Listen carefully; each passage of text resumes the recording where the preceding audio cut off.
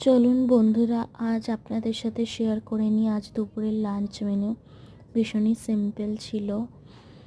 এখানে দেখতে পাচ্ছেন আলু সেদ্ধ, যেটা পেঁয়াজ লঙ্কা দিয়ে মেখেছি, কচু সেদ্ধ বা কচু ভাতে, আর এটা হলো ওল ভাতে।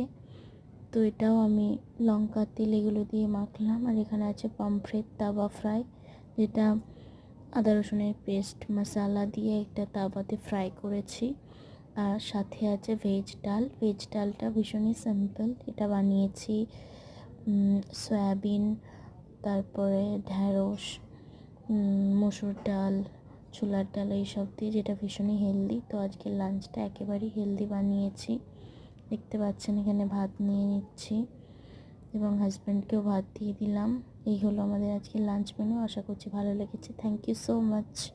By, take care, see you.